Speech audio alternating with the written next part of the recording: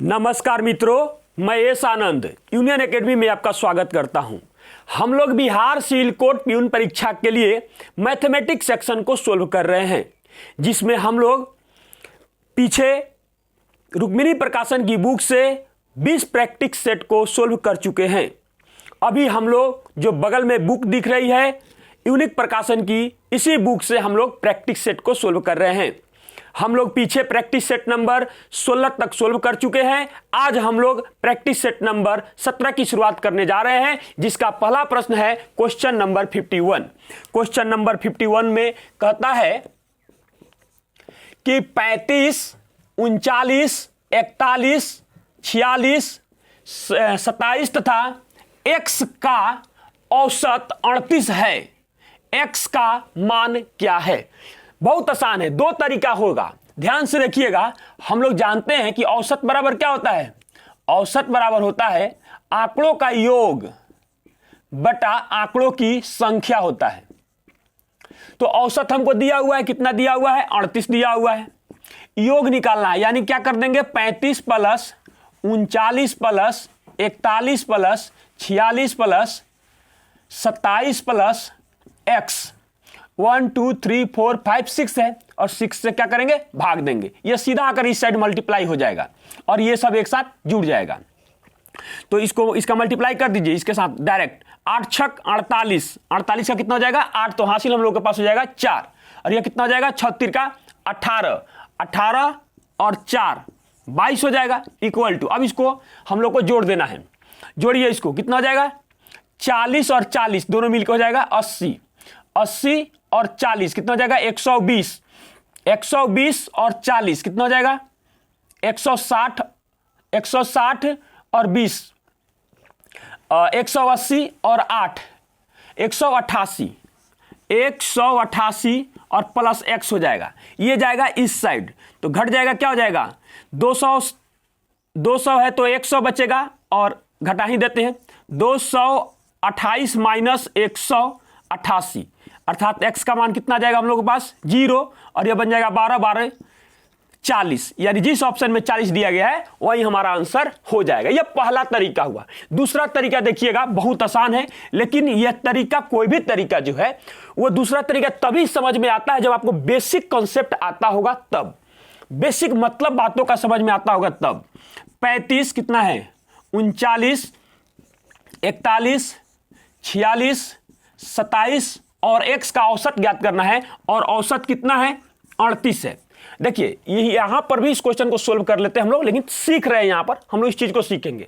औसत का अर्थ होता है सब बराबर, सबको 38 बनाना है। कितना करना है? सबको 38 बनाना है। तो सबको 38 बनाने के लिए इसमें कितनी की कमी हो रही है? 3 की। तो इसमें क्या करेंगे? हमको 3 मतलब देना पड़ेगा इसको, तो कहीं से लेकर देंगे, यानी कि -3। इसमें 3 की कमी है। यह कितना ज्यादा है? 38 से जितना ज्यादा है उसके सामने रख दीजिए, +1 है। यह कितना ज्यादा है? 2 और 1 3 ज्यादा है, तो इसके सामने 3 रखिए। यह कितना ज्यादा है? 8 ज्यादा है, तो 8 रख देंगे। यहां पर कितना का कमी हो रहा है? 11 का कमी हो रहा है, जोड़ कर देख लीजिए 11, तो -11 कर देंगे। अब इसी का रिजल्ट जो होगा इस पर आकर फर्क पड़ेगा। इसको भी 38 होना चाहिए। कितना होना चाहिए? 38 होना चाहिए, है नहीं, होना चाहिए। जो भी घटेगा या बढ़ेगा ना, यहीं से कमी ज्यादा हम कर लेंगे। तो देखिए 11 है प्लस में, माइनस में, और 8 3 11। उसके बाद यहां देखिएगा 1 यहां से और यहां पर -2, यानी कि फाइनल रिजल्ट है सबको 38 पूरा करने में 2 की कमी हो रही है, और 38 यहां चाहिए और 2 और इसमें चाहिए, यानी इसका मान कितना होना चाहिए? 40 होना चाहिए। जिस ऑप्शन में 40 दिया गया है वही हमारा आंसर हो जाएगा, अर्थात ऑप्शन नंबर ए हमारा आंसर हो जाएगा। चलिए हम लोग अगला प्रश्न देखते हैं, क्वेश्चन नंबर 52।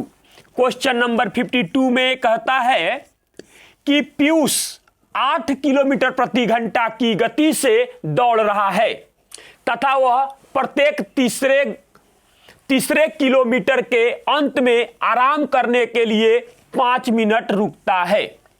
56 किलोमीटर की दूरी तय करने के लिए पीयूष को कितना समय लगेगा? ध्यान से देखिएगा क्वेश्चन को, कितना समय लगेगा उसको। देखिए 56 किलोमीटर दूरी को वह डायरेक्ट 8 किलोमीटर प्रति घंटा की रफ्तार से जाता, तो उसको 8 × 56 कितना समय लगता? 7 घंटे का समय लगता। लेकिन वह बीच में हर 3 किलोमीटर के बाद वह रुकता है, तो वह बीच में कितना बार रुकता है इसको जानने के लिए 56 में हम लोग 56 में 3 किलोमीटर से भाग देंगे, क्योंकि हर 3 किलोमीटर के बाद वह रुकता है, फिर 3 किलोमीटर चलता है और फिर रुकता है, तो वह कितना बार रुकता है इसको जानने के लिए भाग दीजिए। 3 से हम लोग जब इसमें भाग देंगे तो 3 एकम 3 बन जाएगा 26 और 8 तिरका 24, फिर शेषफल आ रहा है। इसका मतलब जब शेषफल आ रहा है ना, इसका मतलब वह 18 बार रुकता है। अगर शेषफल नहीं आता तो अंतिम बार का जब बात चर्चा करता है तो हम इसमें से एक कम करते, क्योंकि लास्ट में तो पहुंच ही जाता अपना, लेकिन यहां पर आ रहा है शेषफल। इसका मतलब अभी यहां पर विश्राम किया और फिर थोड़ा चले या ज्यादा चले, उसके बाद वह चलकर अपना जहां पर भी उसका गंतव्य स्थान है वहां पहुंचता है, यानी कि वह 18 बार रुकता है। और हर बार कितने मिनट के लिए रुकता है? 5 मिनट के लिए रुकता है। 18 × 5 कितना हो जाएगा? 90, यानी वह कितने समय के लिए रुका? 90 मिनट के लिए रुका। इस 90 मिनट को इसमें जोड़ेंगे, 7 घंटा 7h प्लस हो जाएगा 1 घंटा प्लस 30 मिनट, 30 मिनट। तो आप जोड़ लीजिए कितना टाइम लगेगा उसको, 8 घंटा 30 मिनट। जिस ऑप्शन में हम लोगों का दिया गया है वही हमारा आंसर हो जाएगा, अर्थात ऑप्शन नंबर सी हमारा आंसर हो जाएगा। चलिए हम लोग अगला प्रश्न देखते हैं, question number 53। Question number 53 time and work का क्वेश्चन है। ध्यान से देखिएगा क्वेश्चन को। कहता है कि रवि, मनीष तथा नवीन अकेले एक कार्य को क्रमशः 30 दिन, 15 दिन तथा 10 दिन में पूरा कर सकते हैं। वे मिलकर कार्य आरंभ करते हैं, परंतु रवि कार्य शुरू होने के 2 दिन पश्चात कार्य को छोड़ देता है तथा मनीष और 3 दिन के पश्चात कार्य छोड़ देता है। नवीन शेष कार्य को कितने दिन में पूरा करेगा? बहुत आसान क्वेश्चन है, ध्यान से देखिएगा। रवि, उसके बाद कौन है? मनीष, उसके बाद है नवीन। ऊपर हमेशा टाइम, नीचे एफिशिएंसी को लिखेंगे। रवि कितने दिनों में पूरा करता है? 30 दिनों में पूरा करता है। और मनीष कितने दिनों में पूरा करता है? 15 दिनों में पूरा करता है। और नवीन कितने दिनों में पूरा करता है? 10 दिनों में पूरा करता है। सबका एलसीएम लीजिएगा, 30 होगा, यानी कितना से कट जाएगा? यह 30 1 से कट जाएगा, 1 इसका एफिशिएंसी हो जाएगा, इतना इसका कितना हो जाएगा? 2 हो जाएगा, और यह कितना हो जाएगा? 3 हो जाएगा। अब ध्यान से देखिए क्वेश्चन क्या बोला है, वे मिलकर, यानी तीनों मिलकर, 3 2 5 और कितना हो जाएगा? 6। उसके बाद यह 2 दिन के बाद काम छोड़ दिया, यानी तीनों मिलकर 2 दिन तक काम किया है। उसके बाद कौन काम छोड़ दिया है? रवि काम को छोड़ दिया। रवि काम को छोड़ दिया तो कौन बचा? मनीष और नवीन। तो इन लोगों की क्षमता कितना है? 3 और 2 5। इस क्षमता से 3 दिन और ये लोग साथ काम किया है। उसके बाद मनीष भी काम छोड़ दिया। बचे हुए काम को कौन कर रहा है? नवीन। इसकी क्षमता कितनी है? 3। पता नहीं यह कितने दिनों तक इस काम को करेगा, और पूरा काम हमारे पास कितना है? 30 है, और काम पूरा हो पाएगा। अब ध्यान से देखिएगा एक चीज, इस यहां पर भी 3 है, यहां पर भी 3 है, और यहां पर भी 3 है। तो 3 से कटेगा तो क्या हो जाएगा? 2 हो जाएगा, और यह कटेगा तो क्या हो जाएगा? हमारे पास 10 हो जाएगा। उसके बाद देखिए यह कितना हो जाएगा? 4 और 5 कितना हो जाएगा? 9 प्लस x बराबर कितना? 10। तो x का मान कितना आ गया? घट जाएगा तो कितना जाएगा? 1 हो जाएगा। यानी शेष काम को नवीन 1 दिनों में पूरा करेगा, अर्थात जिस ऑप्शन में 1 दिन दिया गया है वही हमारा आंसर हो जाएगा, अर्थात ऑप्शन नंबर बी हमारा आंसर हो जाएगा। चलिए हम लोग अगला प्रश्न देखते हैं, क्वेश्चन नंबर 54। क्वेश्चन नंबर 54 में कहता है, यदि मनोज 486 रुपये में 324 टॉफियां खरीदता है तो 50% लाभ कमाने के लिए उसे 90 रुपया में कितनी टॉफियां बेचनी चाहिए? बहुत आसान क्वेश्चन है, ध्यान से देखिएगा क्वेश्चन को। सबसे पहले हम लोग एक टॉफी की कीमत को निकालेंगे। मान लीजिए आप लिखेंगे ऐसे कि 324 टॉफी की कीमत कितना है? 486 रुपया है। तो एक टॉफी का कीमत कितना हो जाएगा? 486 बटा 324। यह क्या हो गया? हमारा सीपी हो गया, यानी कि कॉस्ट प्राइस हो गया। इस पर कितना हमको लाभ चाहिए? 50% का, यानी 150 बटा 100 लिख देंगे। अब ध्यान से एक चीज देखिएगा, ऊपर हमको 90, बार बार समझाते हैं कि इस परिस्थिति में ऊपर हमेशा रुपया होता है और नीचे हमारा वस्तु होता है। तो ऊपर 90 रुपया बचाना है और उसके बाद जितना नीचे बच जाए। अब ध्यान से देखिएगा, यह 3 से कटने वाला है तो इसमें से पहले 3 निकाल लीजिए, इसमें से आप 50 निकाल लीजिए। तो जब 50 निकालेंगे तो यहां पर क्या बचेगा, 3 बचेगा। सॉरी 50 बोल रहे हैं, 30 ना निकालना है, 30, और इसमें से 30 निकालेंगे तो 5 बचेगा, 3 बचे 15, ठीक है। बाकी की क्रियाओं को हम लोग काट कूट कर देंगे। यानी अब ध्यान से समझिएगा, जब इसको हम लोग आप जब काटिएगा इसको तो क्या बचेगा, यहां पर 3 से 3 एक कम 3 हो जाएगा। उसके बाद क्या हो जाएगा, 6 तिरका 18, उसके बाद में 3 दूना 6, और उसके बाद देखिए इससे यह 2 बार में कैंसिल हो रहा है। उसके बाद में इससे यह कितना बार में कट रहा है, 20 बार में कट रहा है। यानी ऊपर हमको 90 बच गया तो यह रुपया हो गया, अब हमको कुछ करना नहीं है। और नीचे कितना बच गया, 40। यानी यही हमारा वस्तु है, सामान है, टॉफी है, जो इसको कहिए। यानी वह मनोज 90 रुपया में 40 टॉफी को क्या करेगा, बेचेगा 50% लाभ कमाने के लिए। अर्थात जिस ऑप्शन में 40 दिया गया है वही हमारा आंसर हो जाएगा, अर्थात ऑप्शन नंबर सी हमारा आंसर हो जाएगा।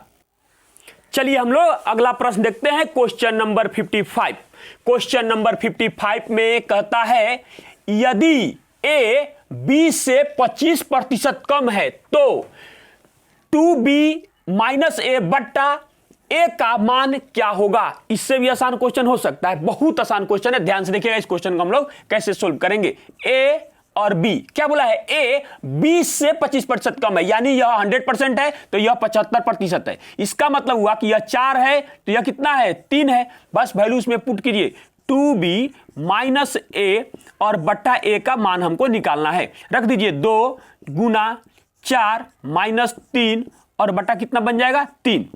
4 दूना 8, 3 घटेगा तो 5/3, अर्थात जिस ऑप्शन में 5/3 दिया गया है वही हमारा आंसर हो जाएगा, अर्थात ऑप्शन नंबर सी हमारा आंसर हो जाएगा। चलिए हम लोग अगला प्रश्न देखते हैं, क्वेश्चन नंबर 56।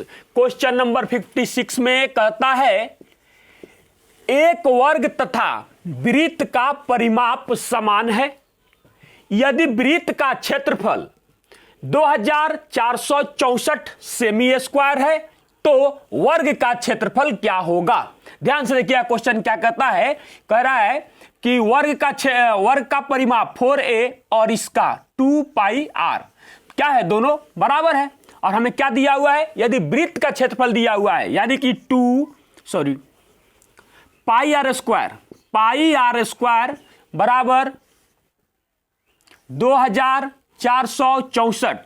तो r का मान ज्ञात कीजिए पहले, तो हो जाएगा यह 22/7 गुना r स्क्वायर बराबर 2464। ध्यान से देखिएगा यह 22 से कट रहा है, 22 एक कम 22 तो बचा कितना, 26। यानी कि उसके बाद हो जाएगा फिर से 22 एक कम 22 और उसके बाद कितना हो जाएगा 22 दूना 44। ठीक है, अब ध्यान से देखिएगा r स्क्वायर, अब थोड़ा देखिएगा इसको तोड़कर यह कितना टूटता है, 7 एक कम 7 और 7 छक 42, यानी यह टूट रहा है 7 गुना 16 गुना, और यह भी आके 7 गुना हो जाएगा। तो इसका r का मान कितना निकल जाएगा, जब इधर लेकर आएंगे इसका वर्गमूल निकालेंगे तो 7 का 7 हो जाएगा, 16 का कितना हो जाएगा, 4 हो जाएगा। यानी r का मान कितना आ गया हम लोगों का, 7 चौका 28। ठीक, अब ध्यान से देखिएगा यहां पर मान को रखेंगे तो हमको 4a बराबर क्या प्राप्त होगा, 4a बराबर 2 गुने 22/7 गुना कितना हो जाएगा, r का मान कितना है 28। यानी कि इससे कट जाएगा 7 चौका 28 और फिर इस 4 से कौन कटेगा, यह 4 कैंसिल हो गया, तो a का मान हम लोगों को कितना प्राप्त हो जाएगा, 44। अब ध्यान से देखिएगा, अब हमसे पूछा गया कि वर्ग का क्षेत्रफल क्या होगा, तो वर्ग का क्षेत्रफल बराबर होता है भुजा स्क्वायर, तो इसका हम लोग क्या कर देंगे, स्क्वायर कर देंगे। 44 का स्क्वायर कितना हो जाएगा, 4 चौका 16 का 6 हो जाएगा, 4 चौका 16 और 16 दूना 32 और कितना हो जाएगा 33 का 3 हो जाएगा तो हासिल 3 हो जाएगा, 4 चौका 16 और 3 कितना हो जाएगा 19, यानी 1936 cm स्क्वायर इसका आंसर हो जाएगा, अर्थात ऑप्शन नंबर बी हमारा आंसर हो जाएगा। चलिए हम लोग अगला प्रश्न देखते हैं, क्वेश्चन नंबर 57। क्वेश्चन नंबर 57 में कहता है कि पुनीत 60 किलोमीटर प्रति घंटा की गति से अपने दफ्तर जाता है तथा 90 किलोमीटर प्रति घंटा की गति से अपने घर वापस आता है पूरी यात्रा के लिए पुनीत की औसत गति क्या है? इससे आसान कुछ नहीं हो सकता है। फॉर्मूला हो जाएगा 2 × x, x के जगह पर 60, y के जगह पर कितना हो जाएगा 90। जब यह कब लागू होता है? जब समान दूरी होता है तब, और दोनों चालों का योग कितना हो जाएगा 150। उसके बाद एक चीज ध्यान से देखिएगा, जब इसका जो हमारा मान आएगा वो आएगा किलोमीटर प्रति घंटा में, लेकिन हमारे ऑप्शन में दिया गया है मीटर प्रति सेकंड में। तो किलोमीटर प्रति घंटा को मीटर प्रति सेकंड में बदलने के लिए 5/18 से गुना कर दिया जाता है। कर दीजिए कैलकुलेशन इसका। देखिए यह कटेगा तो कितना हो जाएगा हम लोग का 30 से कटेगा तो 5 हो जाएगा। उसके बाद यह कितना हो जाएगा 3 हो जाएगा। उसके बाद देखिए 6 × 3 = 18 कैंसिल हो गया। अभी 10 बचा। इससे इसको काटेंगे यहां पर तो कितना बचेगा हमारे पास 2 हो जाएगा। कर दीजिए कैलकुलेशन। 2 दूना 4, 4 × 5 = 20, यानी 20 मीटर प्रति सेकंड हमारा आंसर हो जाएगा। अर्थात ऑप्शन नंबर सी हमारा आंसर हो जाएगा। चलिए हम लोग अगला प्रश्न देखते हैं, क्वेश्चन नंबर 58। क्वेश्चन नंबर 58 में कहता है एक लंब वृत्तीय बेलन की ऊंचाई 16 cm है।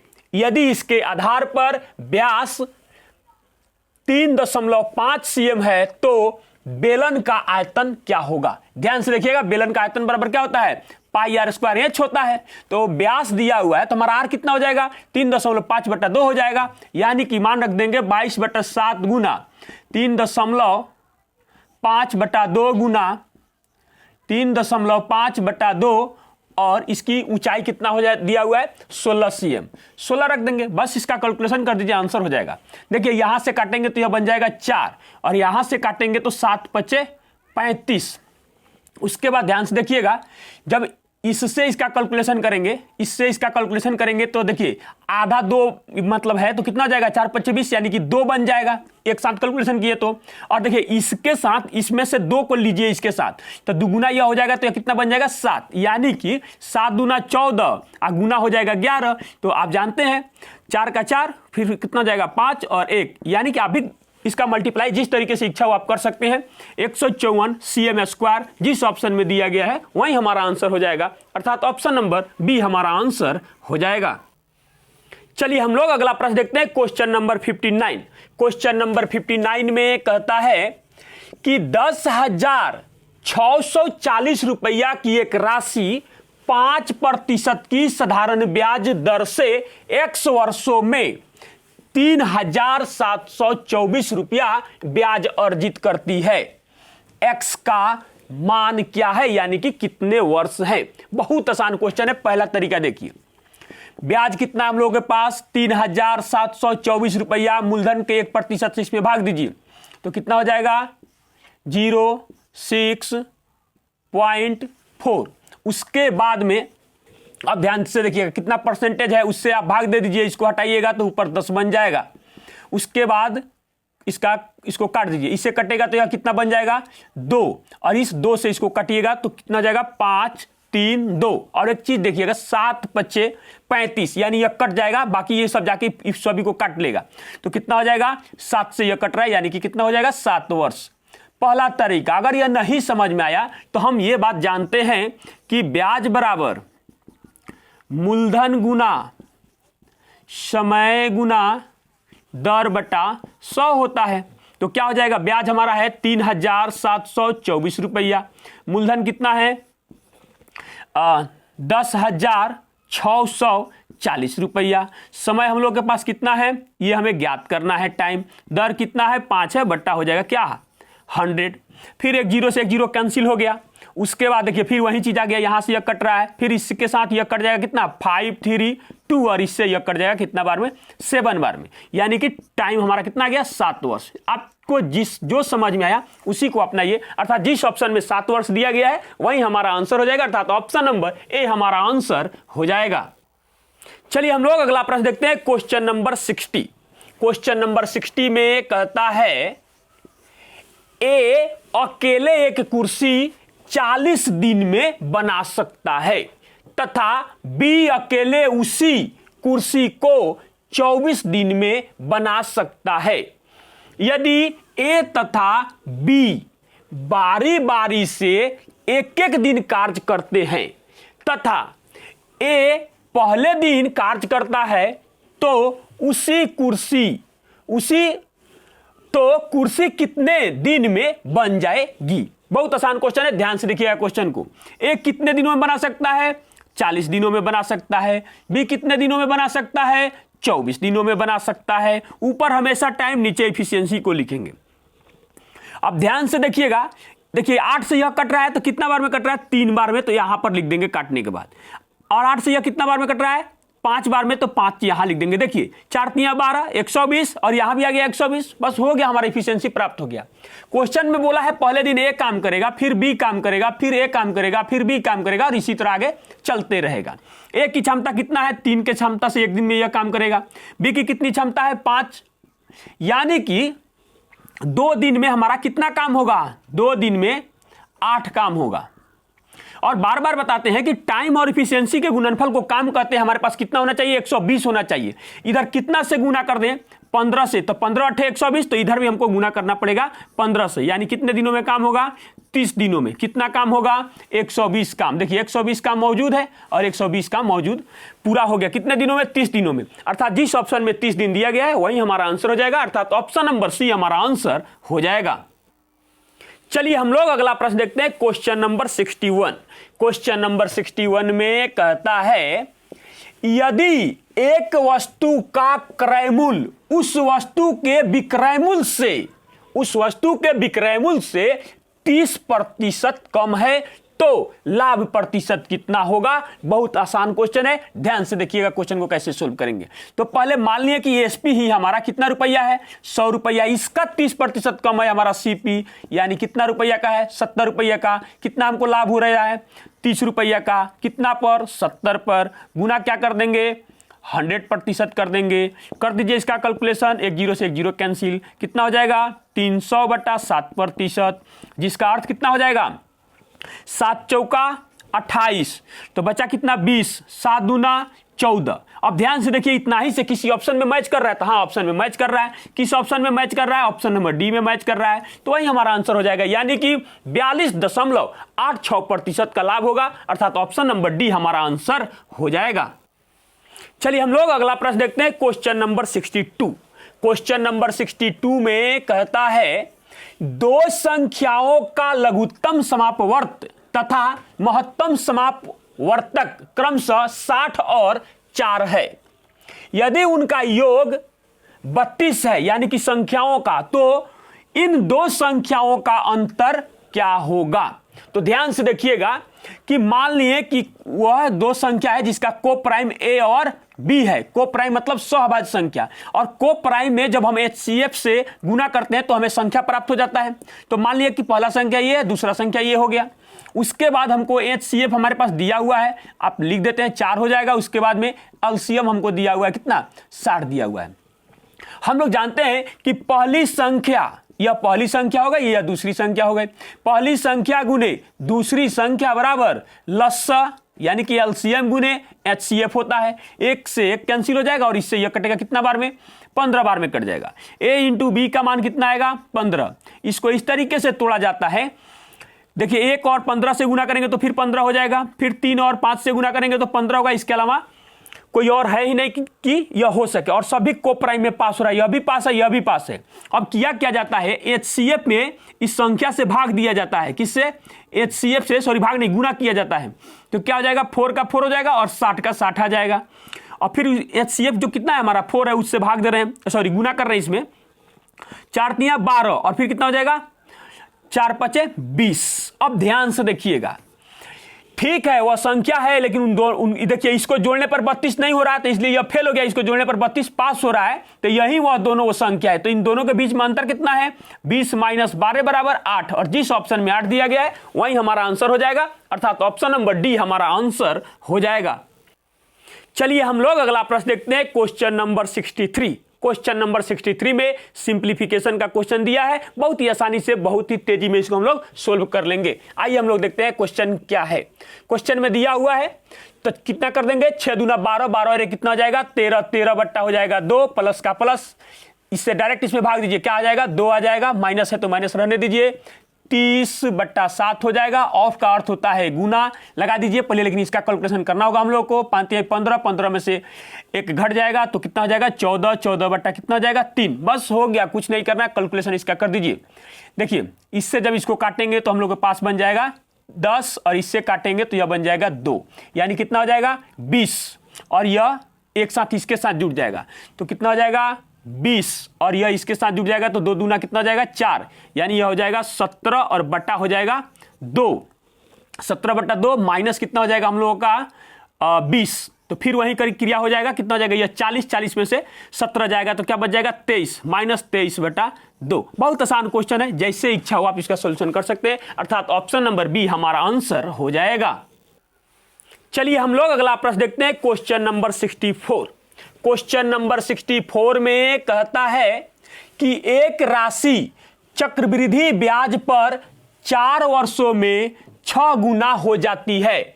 ब्याज को वार्षिक आधार पर चक्रवृद्धित किया गया है।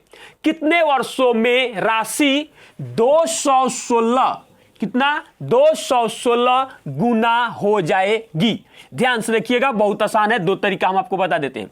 मान लीजिए कि कोई राशि P है, इसको 6 गुना होने में 6P होने में 4 वर्षों का समय लगता है, 4 ईयर लगता है। तो फिर इसका खुद का इसको 6 गुना होने में फिर 4 वर्ष लगेगा। कितना लगेगा? 4 वर्ष के बाद इसका खुद का 6 गुना हो जाएगा, इसका भी 6 गुना, यानी कितना हो जाएगा 36P में यह बदल जाएगा। फिर इसका 6 गुना होने में फिर इसको 4 वर्ष का टाइम लगेगा, यानी 6 से गुना करेंगे तो कितना हो जाएगा 216P बन जाएगा। तो देखिए यहां से यहां इसको आने में कितना समय लगा, तो टोटल समय लग जाएगा 12 वर्ष, और जिस ऑप्शन में 12 वर्ष दिया गया है वही हमारा आंसर हो जाएगा। पहला तरीका। दूसरा तरीका समझिए, जिसको आप लोग ट्रिक कहते हैं, कि 4 वर्षों में कोई राशि 6P में बदल जाती है।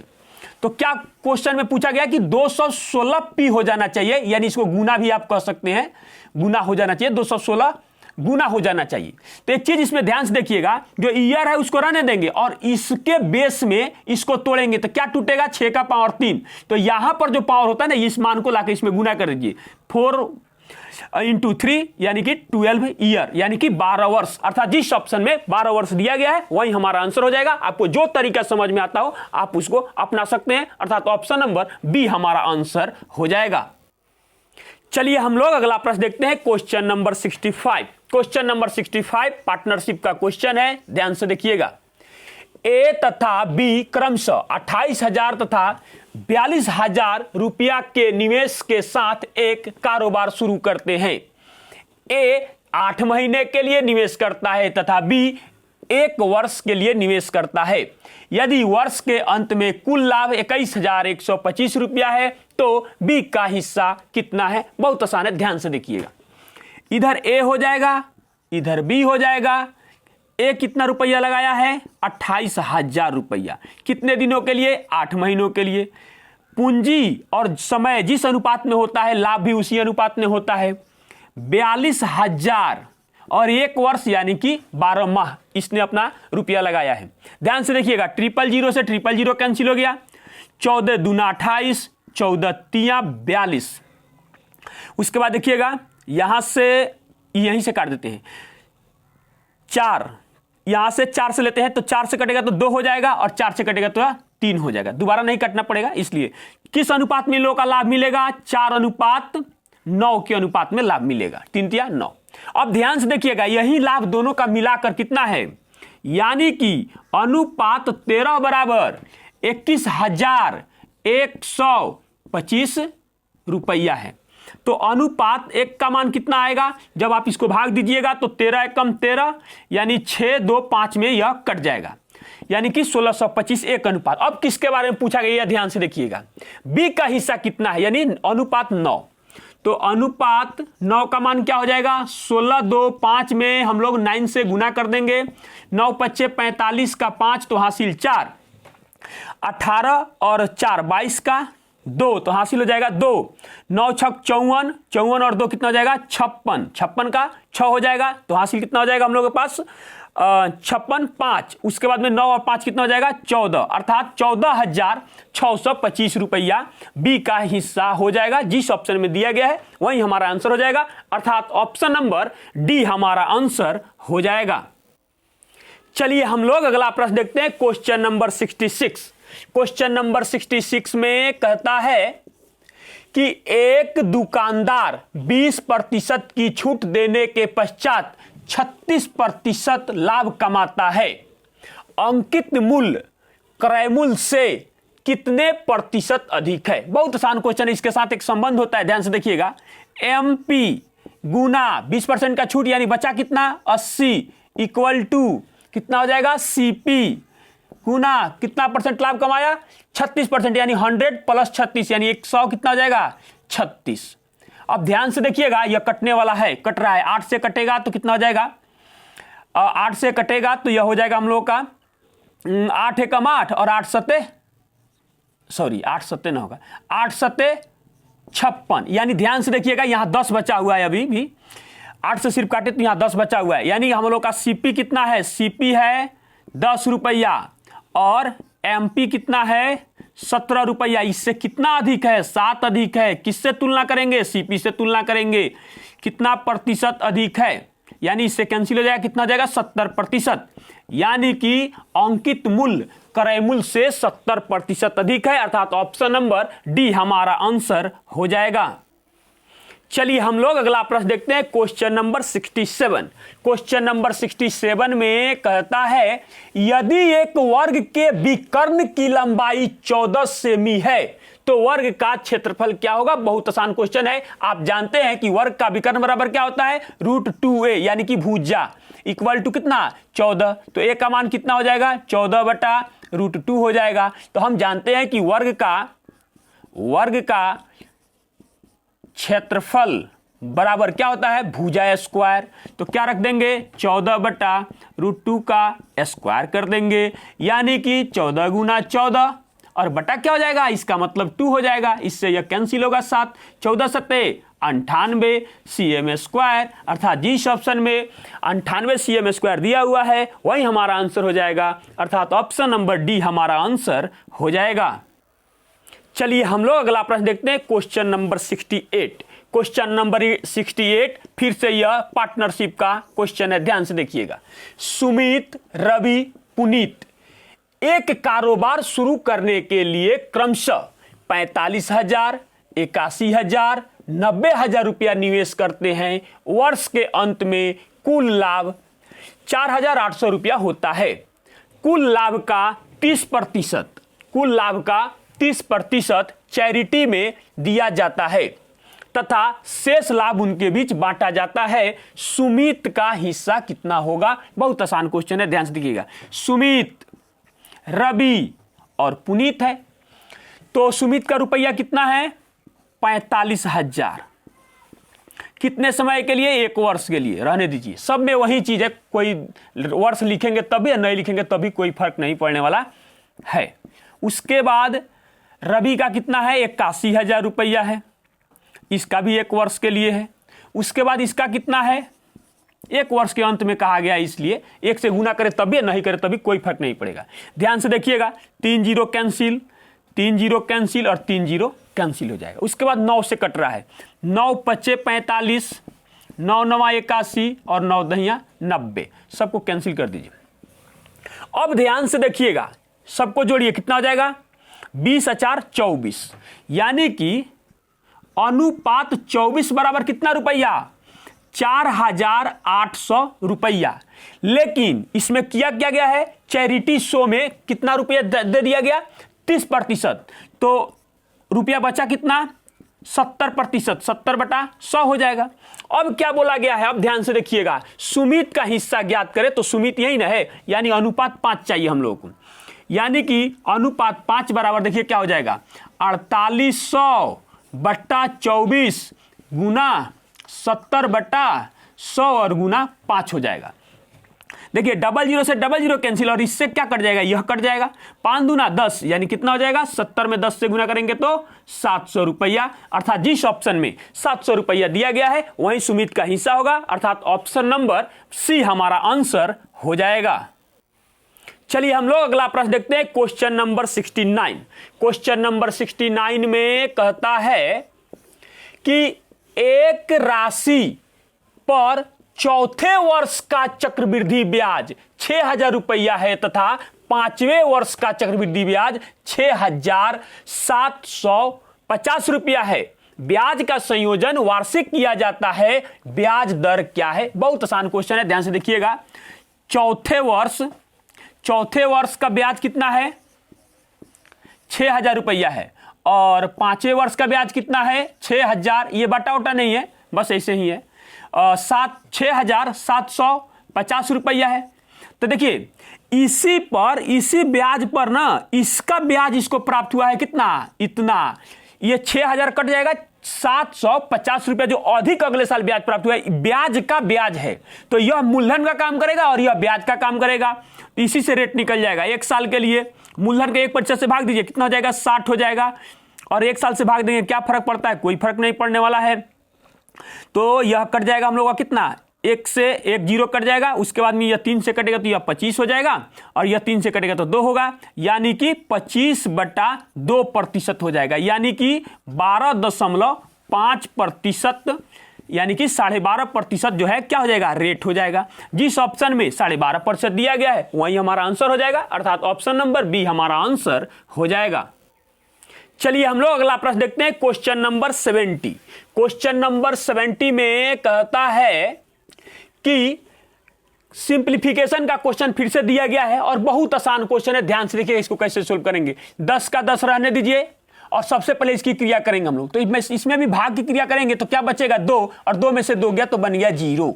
अब देखिए ध्यान से, उसके बाद जब यहां से 0 आएगा तो इससे तो कोई फर्क पड़ने वाला है नहीं। 6 में से 4 जाएगा तो यहां क्या बच जाएगा 2, और यह माइनस एंट्री करेगा तो यहां हो जाएगा -2, अर्थात कितना हो जाएगा 8। जिस ऑप्शन में 8 दिया गया है वही हमारा आंसर हो जाएगा, अर्थात ऑप्शन नंबर सी हमारा आंसर हो जाएगा। इससे भी आसान कुछ हो सकता है, बहुत आसान क्वेश्चन, अर्थात ऑप्शन नंबर सी हमारा आंसर हो जाएगा। चलिए हम लोग अगला प्रश्न देखते हैं, क्वेश्चन नंबर 71। क्वेश्चन नंबर 71 में कहता है कि 4,200 रुपया की एक राशि साधारण ब्याज से 3 वर्षों में 5,082 रुपया हो जाती है, यानी कि वह मिश्रधन बन गया।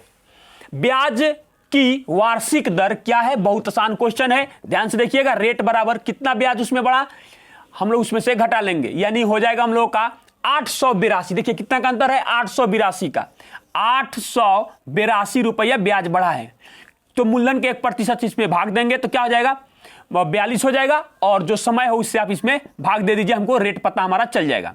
ध्यान से देखिएगा, 42 से कितना हो जाएगा 42 दूना 84, और उसके बाद में 4 बच गया, 42 एकम 42, 3 से कटेगा कितना हो जाएगा 7, यानी रेट आ गया 7%, अर्थात जिस ऑप्शन में 7% दिया गया है वही हमारा आंसर हो जाएगा। अगर ये बातें आपको नहीं समझ में आ रही है तो फिर वही बात करेंगे कि ब्याज बराबर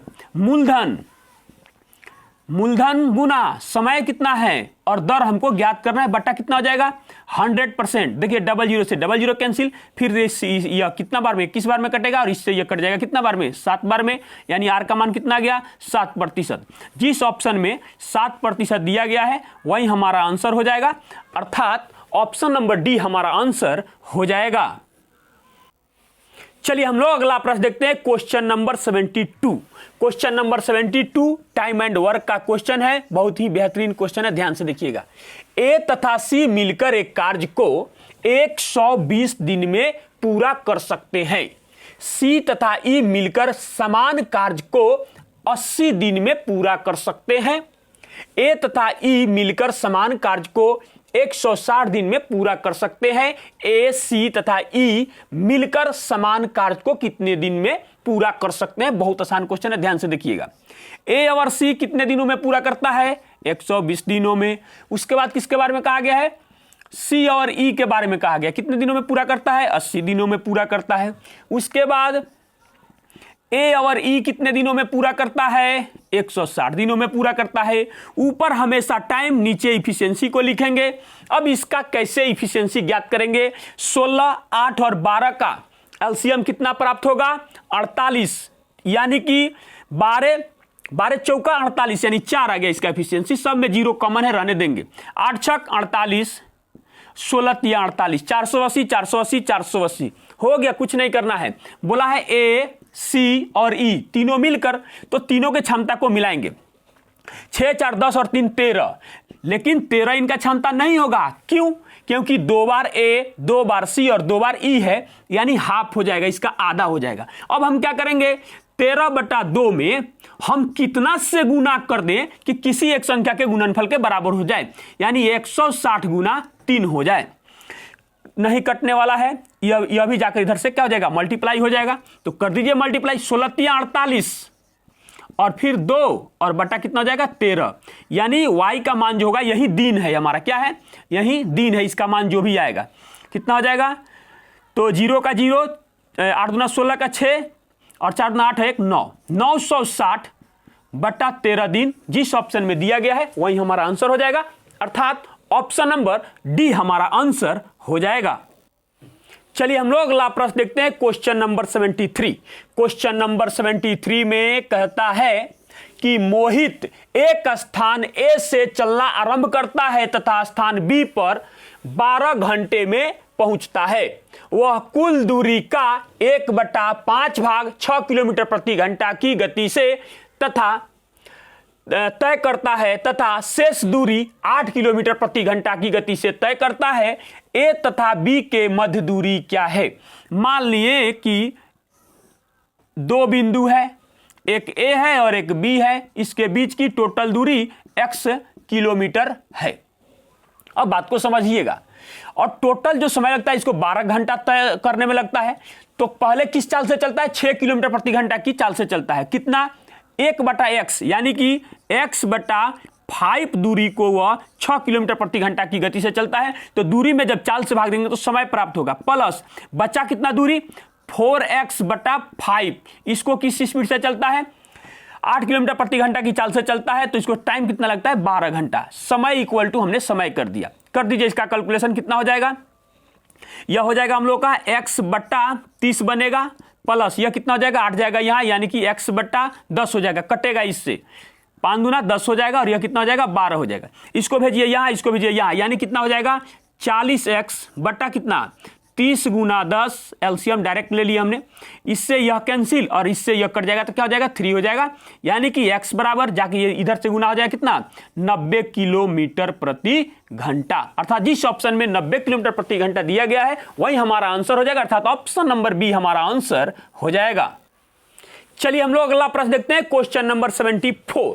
क्वेश्चन नंबर 74 में कहता है कि यदि ए बी से 20% कम है तो 2b - a/a का मान क्या होगा? इससे आसान कुछ हो ही नहीं सकता है। ध्यान से देखिएगा। पहले ए लिख लीजिए, फिर बी लिखिए। कह रहा है कि ए 20 से कम है, यानी यह 100 है तो यह 80 है। इसका मतलब यह 5 है तो यह कितना है? 4 है। बस हो गया। मान रखिए 2b लिख देते हैं एक बार, और बट्टा में a बराबर मान रखेंगे। यहां कितना हो जाएगा? 2 गुना 5 और माइनस कितना हो जाएगा? 4 और बट्टा कितना हो जाएगा?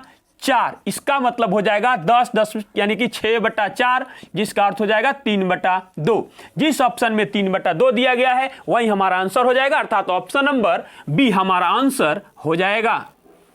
चलिए हम लोग अगला प्रश्न देखते हैं, क्वेश्चन नंबर 75। क्वेश्चन नंबर 75 में कहता है कि 12 व्यक्ति एक कार्य के आधे, ध्यान दीजिएगा, आधे को 9 दिन में पूरा कर सकते हैं।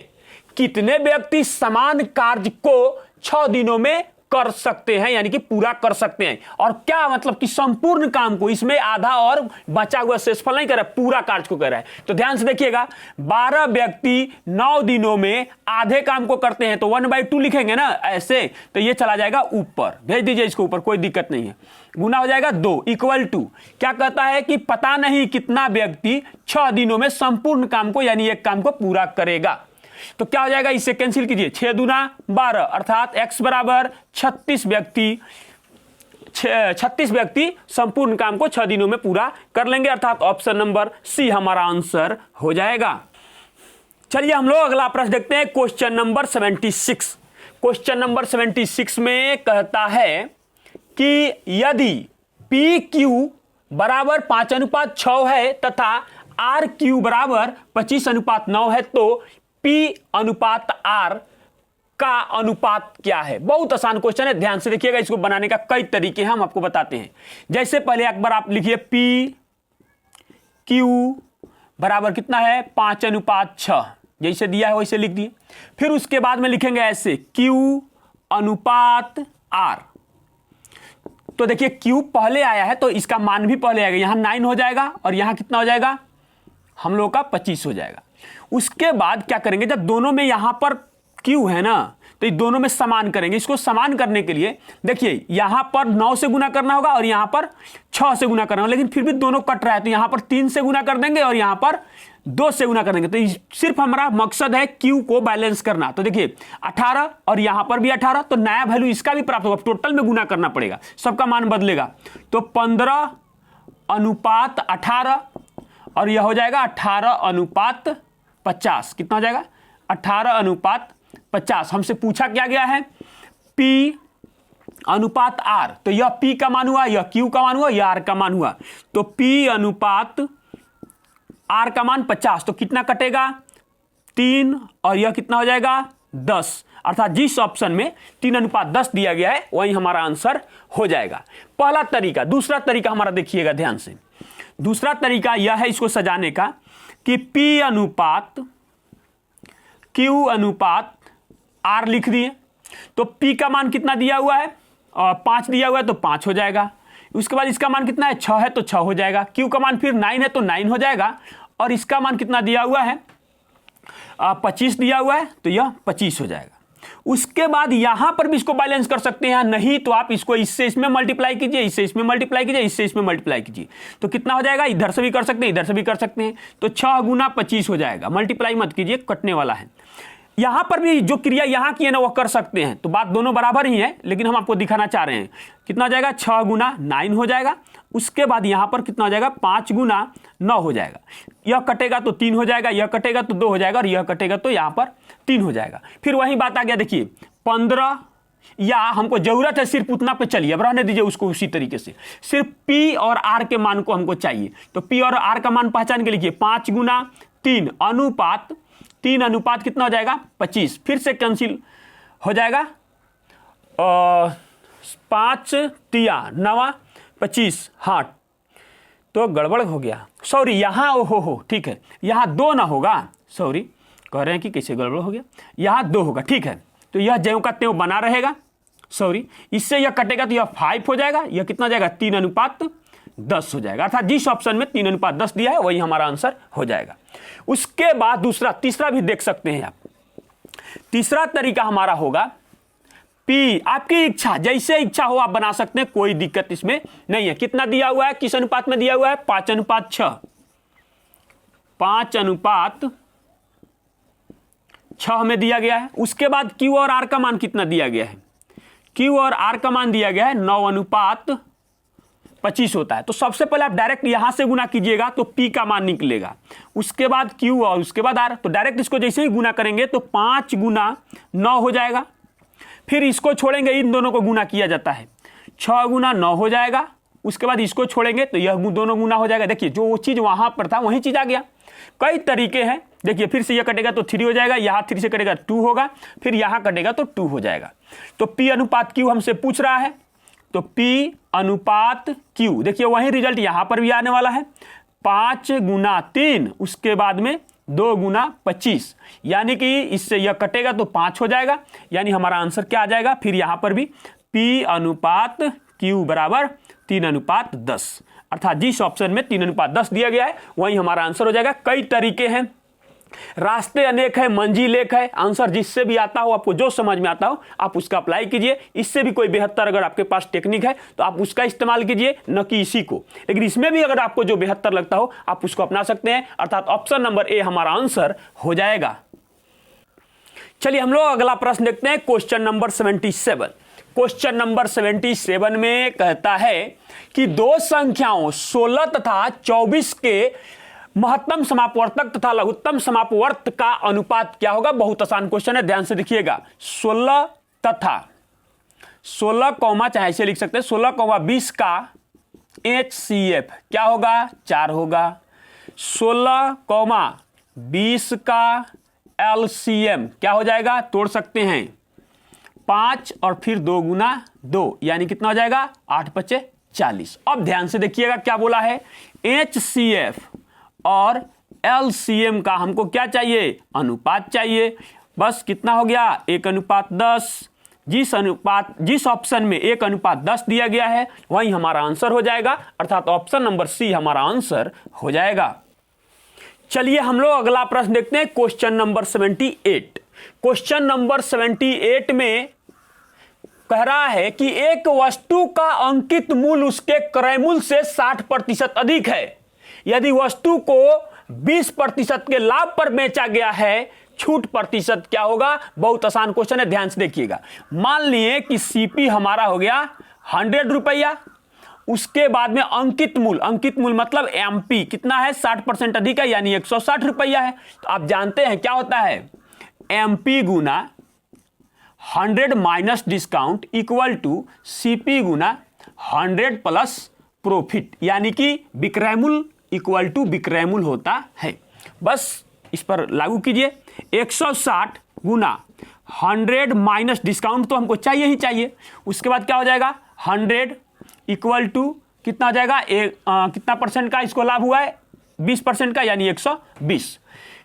कितना से कट जाएगा, यह कट जाएगा हम लोगों का 5 बार में, तो यह कट जाएगा हम लोगों का 8 बार में। तो 8 से यह कितना बार में कट जाएगा, 8 एकम 8 और 8×5 40, 15×5 75, ये इधर आके घटेगा, ये इधर चला जाएगा। डिस्काउंट हमारा कितना हो जाएगा, 100 में से 75 जाएगा तो 25, अर्थात जिस ऑप्शन में 25% डिस्काउंट दिया गया है वही हमारा आंसर हो जाएगा, अर्थात ऑप्शन नंबर बी हमारा आंसर हो जाएगा। चलिए हम लोग अगला प्रश्न देखते हैं, क्वेश्चन नंबर 79। क्वेश्चन नंबर 79 में कहता है यदि एक 12 वर्ष के लड़के को एक नए लड़के से बदलते हैं तो 18 लड़कों की औसत आयु 1.5 वर्ष बढ़ जाती है, नए लड़के की आयु क्या है। ध्यान से देखिएगा, माना कि पहले औसत x था, लिख देते हैं, माना कि पहले 18 लड़कों का औसत आयु बराबर x वर्ष। इतना समय में जितना हमने इस बात को लिखा क्वेश्चन अब तक बन गया होता। ध्यान से देखिएगा, यानी 18 संख्या में हमने औसत से गुना करेंगे तो योग हो गया, प्लस ध्यान से देखिएगा नए लड़के से बदला जाता है, यह आया है और क्या होता है 12 वर्ष का लड़का इसमें से जाता है। उसके बाद तो 18 का 18 ही रहेगा, लेकिन जो औसत है उसमें कितना का वृद्धि हो गया, 1.5 का मतलब कितना हुआ 3/2। अब ध्यान से देखिएगा, यह एक बार इसके साथ कैंसिल हुआ तो एक बार इसके साथ कैंसिल हुआ, यह 18 आके इसके साथ अभी मल्टीप्लाई होना बाकी है, इससे यह कटेगा कितना बार में, यानी 9 का कितना हो जाएगा 27, इसका योग आया। अब इसको भेजिए y - 12 बराबर 27, तो y बराबर जैसे इसको आप भेजिएगा 12 इसमें जोड़ेंगे तो क्या हो जाएगा 39, अर्थात जिस ऑप्शन में 39 वर्ष दिया गया वही तो हमारा आंसर हो गया, अर्थात ऑप्शन नंबर डी हमारा आंसर हो जाएगा। चलिए हम लोग अगला प्रश्न देखते हैं, क्वेश्चन नंबर 80। क्वेश्चन नंबर 80 में कहता है कि 8 संख्याओं का औसत 44 है, यदि प्रत्येक संख्या में y जोड़ा जाता है तो औसत 47 बन जाता है, y का मान क्या है। बहुत सुंदर क्वेश्चन है, ध्यान से देखिएगा। 8 संख्या है, इसका औसत कितना है 44 है, तो प्रत्येक संख्या में y जोड़ा जाता है, 8 बार y को जोड़ा जाता है, तो हम लिख सकते हैं इसको 8y इक्वल टू, यह क्या हो जाता है, संख्या तो 8 का 8 ही रहेगा लेकिन इसका औसत बढ़ के 47 हो जाता है। यानी हमने क्या कर दिया, ध्यान से समझिएगा इस क्वेश्चन को, योग इक्वल टू योग, सम इक्वल टू सम कर दिया हमने। अब इसका कैलकुलेशन कीजिए, पूरे को भेजिए इस साइड, जैसे ही आप इस साइड भेजिएगा इसको, इसमें से कॉमन ले ले, अच्छा लिख देते हैं एक बार, देखिए आप 47 कैलकुलेशन को फास्ट कैसे बनाएंगे वही चीज हम आपको बताते हैं। 8y, देखिए हम चाहते तो एक ही बार में कॉमन ले लेते तो 8 याद इधर आ जाएगा, और फिर यहां से देखिए 47 में से 44 घटेगा तो क्या बचेगा, 3 बचेगा। 8 से 8 कैंसिल हो गया। y का मान कितना आ गया, 3, यानी कि y का मान 3 है। अर्थात जिस ऑप्शन में 3 दिया गया है वही हमारा आंसर हो जाएगा, अर्थात ऑप्शन नंबर ए हमारा आंसर हो जाएगा। चलिए हम लोग अगला प्रश्न देखते हैं, क्वेश्चन नंबर 81। क्वेश्चन नंबर 81 में कहता है यदि x अनुपात y बराबर 7:5 तथा y अनुपात z बराबर 7:11 है तो x y z का अनुपात क्या है। बहुत आसान क्वेश्चन है, ध्यान से देखिएगा। x अनुपात y बराबर कितना दिया हुआ है, 7:5। उसके बाद कितना कहता है, y अनुपात z बराबर 7:11 दिया हुआ है। दोनों में y को बराबर कर दीजिए, आपका आंसर आ जाएगा। इसको कितना से गुना कर देंगे, 7 से। इसको गुना कितना से गुना करेंगे, 5 से। कितना हो जाएगा, 7 7 49, 7 5 35। उसके बाद कितना हो जाएगा, 7 5 35 और कितना हो जाएगा, 11 5 55। यानी कि x y और z के अनुपात का मान क्या हो जाएगा, देखिए ये है x का, तो कितना हो जाएगा, 49। यह दोनों जो है किसका है, y का, तो किसी एक को उठा के रख दीजिए, यानी 35 हो जाएगा। उसके बाद कितना हो जाएगा, 55 हो जाएगा। जिस ऑप्शन में यह दिया हुआ है वही हमारा आंसर हो जाएगा, अर्थात ऑप्शन नंबर डी हमारा आंसर हो जाएगा। चलिए हम लोग अगला प्रश्न देखते हैं, क्वेश्चन नंबर 82। क्वेश्चन नंबर 82 में कहता है कि एक कमरे की लंबाई, चौड़ाई तथा ऊंचाई 16 मीटर, 12 मीटर तथा 15 मीटर है। उस कमरे में रखी जाने वाली सबसे बड़ी छड़ की लंबाई क्या होगी। तो क्या होता है, सबसे बड़ी छड़ यानी कि डायगोनल का बात कर रहा है, तो होता है √L² plus B² plus H²। अर्थात इसका मतलब क्या हो जाएगा कि 16 का स्क्वायर प्लस 12 का स्क्वायर प्लस 15 का स्क्वायर हमको कर देना है। कर दीजिए सबका स्क्वायर, कितना हो जाएगा, 16 का स्क्वायर 256, यह कितना होता है 144, यह कितना होता है 225। देखिए 200 100 300 300 100 400 400 200 600, यानी हो जाएगा 625। यह किसका वर्गमूल होता है, आप जानते हैं 25 का होता है, यानी कि 25 मीटर लंबा सबसे बड़ी छड़ की लंबाई जो होगा 25 मीटर होगा। जिस ऑप्शन में दिया हुआ है वही हमारा आंसर हो जाएगा, अर्थात ऑप्शन नंबर डी हमारा आंसर हो जाएगा। चलिए हम लोग अगला प्रश्न देखते हैं, क्वेश्चन नंबर 83।